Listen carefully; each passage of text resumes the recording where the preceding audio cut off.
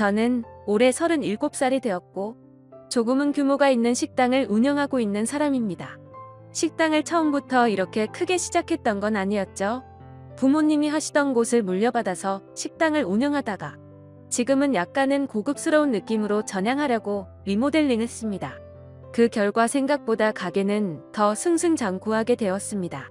그래서 결국 몇 군데의 다른 컨셉의 식당을 더 시작하게 되었고 남들에 비해 조금은 빨리 성공의 단맛을 보고 있는 상황입니다.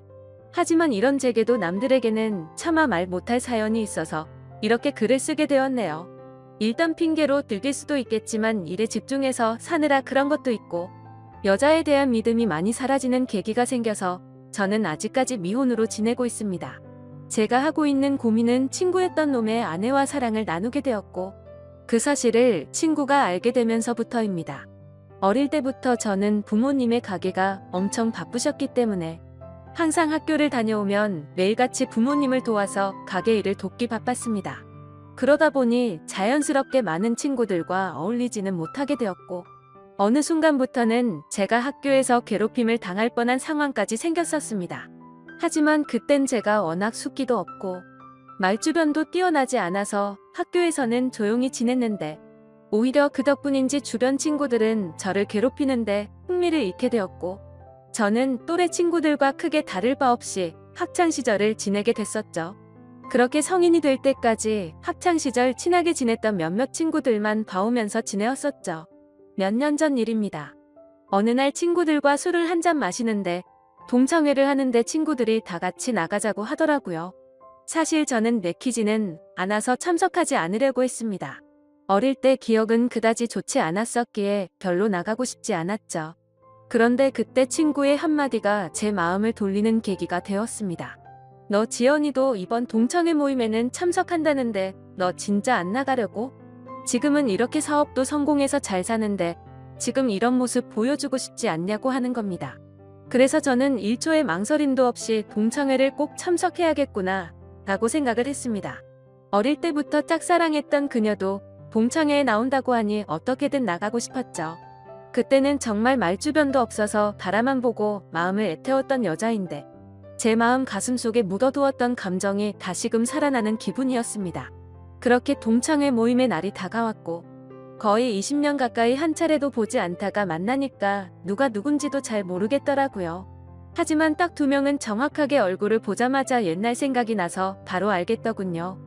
한 명은 제 짝사랑이자 첫사랑이었던 그녀였었죠.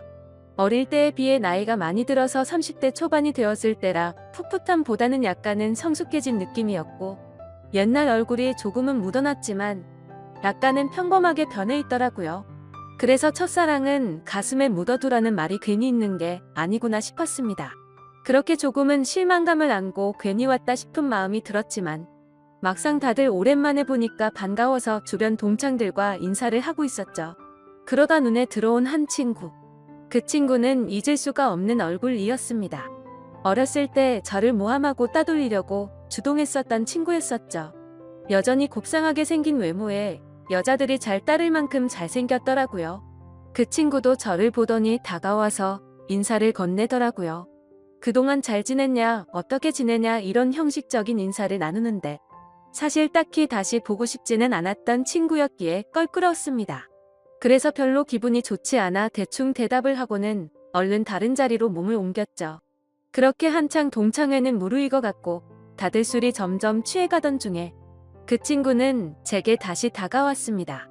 제가 먼저 말하지도 않았는데 제게 먼저 말을 하더라고요. 어릴 때 자신이 괴롭혔던 거 평생 후회했고 미안했다면서 정말 연락하고 싶었는데 네가 불편할까봐 차마 연락을 못했다고 말하더라고요. 그러면서 본인은 어릴 때부터 가난에 찌들어서 생활이 힘들었는데 제 부모님이 돈을 많이 버셔서 그게 부러워서 어린 마음에 너무 짓궂었다고 사과를 하는데 솔직히 어릴 때 일이라 그럴 수도 있겠구나 싶었고 저는 괜찮다고 대답을 했죠. 그렇게 그날 동창회는 끝이 났고 제 마음속에 간직하던 첫사랑은 떠나보내게 되었고 제가 가장 증오했던 친구는 제 친구로 남게 되었습니다. 그리고 나서 몇 달 뒤에 저는 되게 괜찮은 여자친구가 생기게 되었습니다. 직원의 소개로 만나게 된 여자였는데 성격이 엄청 다정하고 착했습니다. 직업도 좋고 외모적으로도 예뻤기에 제가 적극적으로 대시를 해서 만나게 되었죠. 그 당시 여자친구는 저보다 10살이나 어린 한참 연하였지만 본인은 연상을 좋아한다면서 제 부담을 덜어주더라고요. 그때는 정말 세상이 밝아 보이더라고요. 사업도 승승장구 하던 시기였고 어리고 예쁜 착한 여자친구가 생겼으니 말이죠. 그리고 저도 나이가 나이인지라 결혼을 전제로 진지한 만남을 가지고 있었는데 이 여자와 결혼을 하게 되면 내 인생은 즐겁겠구나 싶었습니다. 그러다 어느 날 저는 동창회에서 만난 친구와 술자리를 가지게 되었습니다. 술을 한참 마시다가 친구는 우리 다른 동창 친구들도 불러서 같이 여름을 맞이해서 여행을 가는 게 어떻겠냐고 하더군요. 그래서 저는 사업을 확장하느라 바빠서 시간을 많이 내기 어려운데 아마도 여자친구와 가야 될 것 같다고 거절을 했더니 그 친구는 기왕 가는 거 자신도 여자친구 데려갈 테니 저보고 여자친구한테 말해서 같이 커플 여행 가면 되지 않겠냐고 제안을 하더라고요.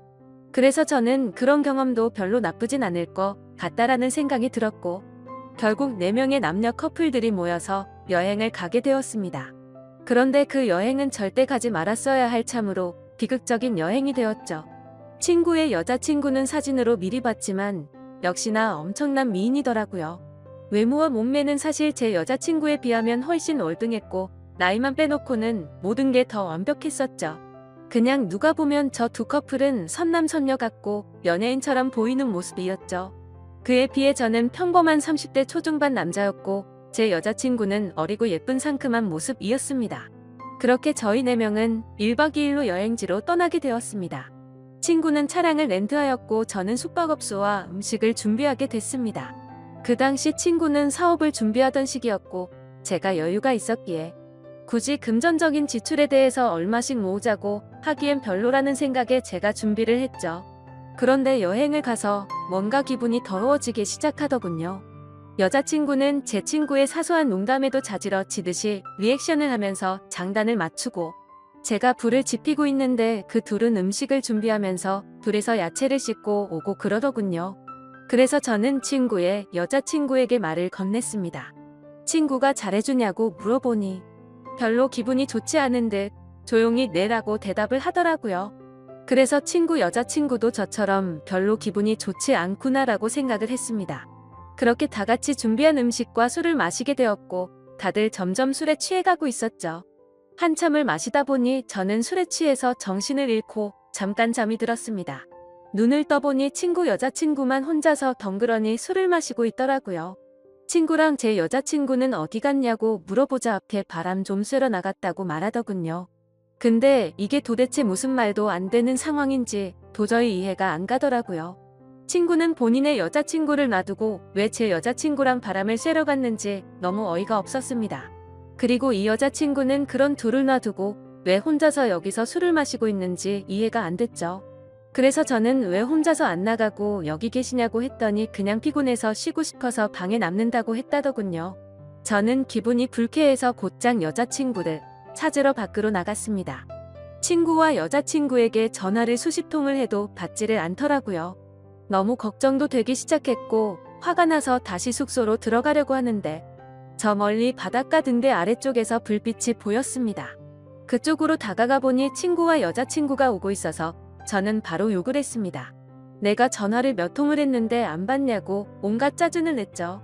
그러자 친구와 여자친구는 무음이었다고 말하는데 누가 그 말을 믿을 수 있을까요? 저는 당장 사실대로 말하라고 했고 여자친구는 오빠 미안이라고 하더군요. 정말 그 한마디에 가슴이 철렁 내려앉았습니다. 그때 확신을 하게 됐고 친구에게 주먹질을 하려고 하는데 날렵하게 피해버렸고 저는 취한 상태여서 그 자리에서 넘어지고 말았습니다. 그러더니 친구였던 그놈은 풋소리를 내면서 웃는데 너무 자존심도 상했고 비참했습니다. 저런 정신 나간 놈을 믿었던 제가 멍청했었죠. 그래서 저는 너네 같이 더러운 것들은 살다가 생전 처음 본다고 말했고 앞으로 내 인생에서 절대로 눈에 띄지 말라고 했습니다. 그러고는 저는 택시를 타고 곧장 집으로 돌아왔습니다. 그렇게 저는 살면서 가장 큰 배신감을 겪게 되었고 씻을 수 없는 상처를 받게 되었습니다. 결혼까지 생각했었던 여자친구에게 그렇게 배신을 당하고 났더니 도저히 정신을 차리지 못하겠더라고요. 그 후로 며칠 동안을 잃은 뒷전이었고 폐인처럼 술만 마셨습니다. 정말 정신 나간 사람처럼 웃다 울다 비참한 하루하루를 지내고 있었죠. 그러다 한 달 정도가 지난 뒤에 여자친구에게서 연락이 오더라고요. 새벽 시간에 잘 지내고 있냐고 카톡이 오는데 정말 너무 미웠지만 또 한편으로는 반갑기도 하고 말로는 표현이 안 될 그런 감정들이 들었습니다. 결국 저는 너무 멍청하게도 여자친구에게 답장을 하게 됐습니다. 네가 무슨 낯짝으로 감히 지금 나한테 연락을 하냐고 했죠.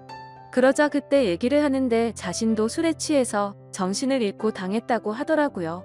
술에 취해서 바람을 쐬러 나왔을 뿐인데 그런 일이 벌어졌답니다. 저는 그 말을 고지곳대로 믿었습니다. 아니 사실 그 말을 믿고 싶었던 걸지도 모르죠. 그만큼 제게 있어서 그 당시 여자친구의 존재는 너무 큰 사람이었습니다. 저는 그런 여자친구를 용서를 하고 다시 만나게 되었지만 믿음이라는 건 한번 무너지고 나니 도저히 회복이 안 되더라고요.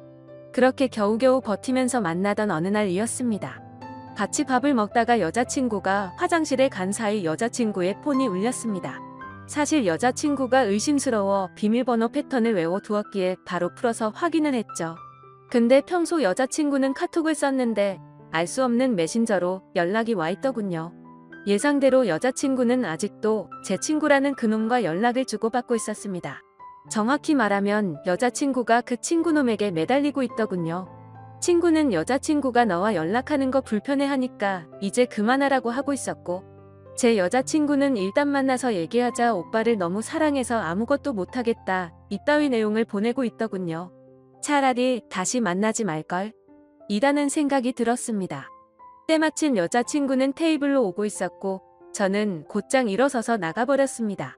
그리고 그날 이후로는 깨끗이 잊었고 모든 연락을 차단하고 일에만 집중해서 살았습니다.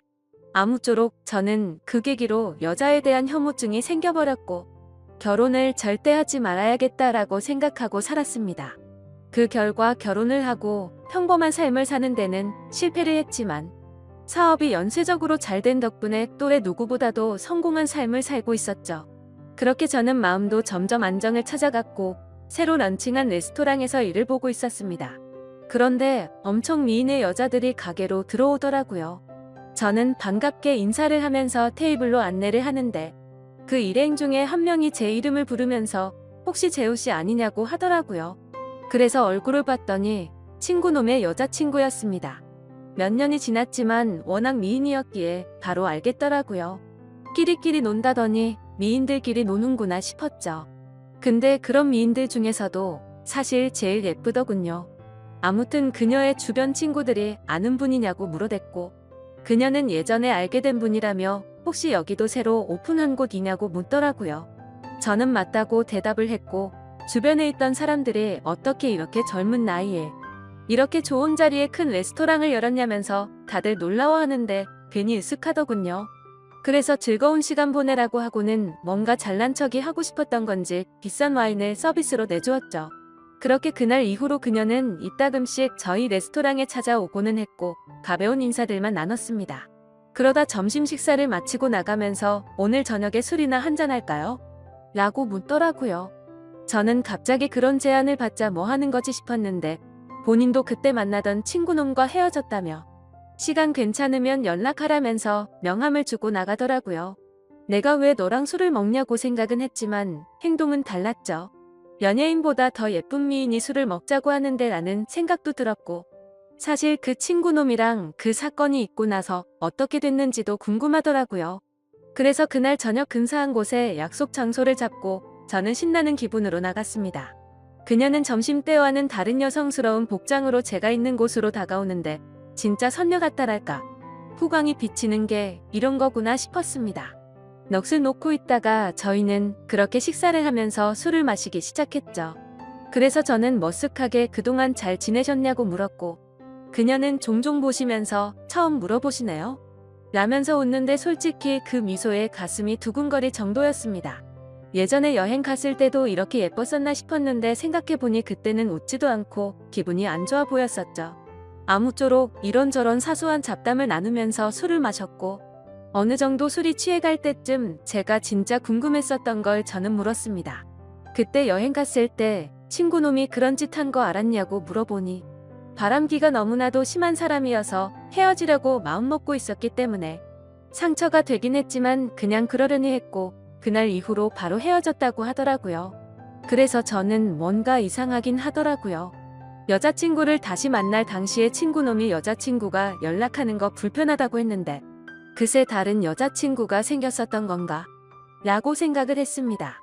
어차피 그런 건 중요한 건 아니었고 서로가 그때 일을 꺼내봤자 기분이 좋지 않아서 넘어갔죠.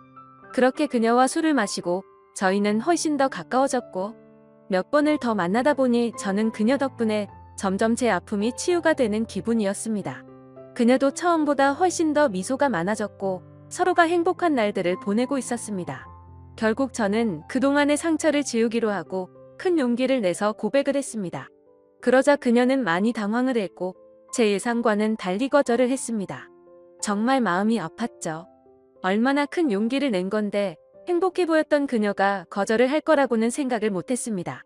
그날부터는 또다시 저는 암울한 하루하루가 시작되었습니다. 출근을 해서도 가식적인 미소로 손님들을 상대할 뿐 또다시 큰 상처가 저를 마구 쑤셔댔죠. 그렇게 며칠이 지나가던 날 그녀에게서 전화가 왔습니다. 지금 술이 너무 취해서 그런데 데리러 와줄 수 있겠냐고 하더라고요. 저는 너무 설레는 마음으로 미친 듯이 그녀가 있는 곳으로 달려갔습니다. 그렇게 집으로 데려다 주려고 하는데 한 잔만 더 마시자고 하더군요. 그래서 다른 술집으로 자리를 옮겼고 저는 너무 설레는 마음을 진정시키고 싶어서 술을 엄청 빨리 마시게 되었죠. 그렇게 서로가 술을 마시다 갑자기 대뜸 그녀가 울더라고요.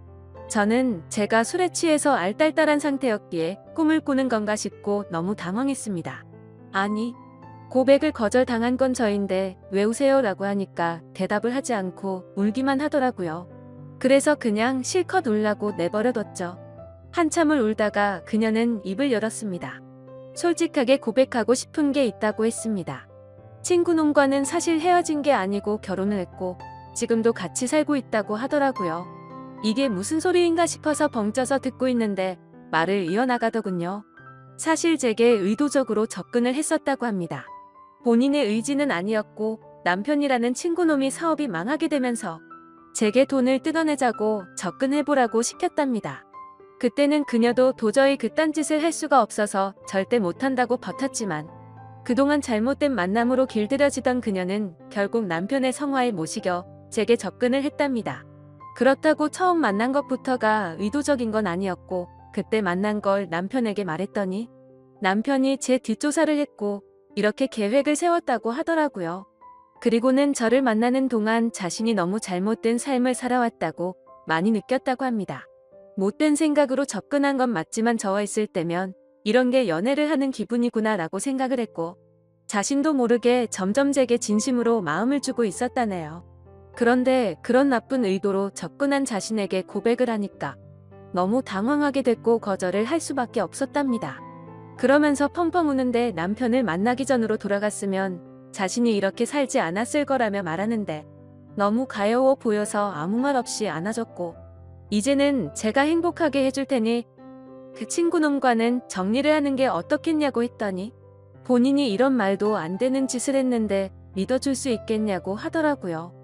그렇게 저희는 서로의 사랑을 확인한 뒤로 그녀는 그 친구놈과 이혼을 하게 됐습니다.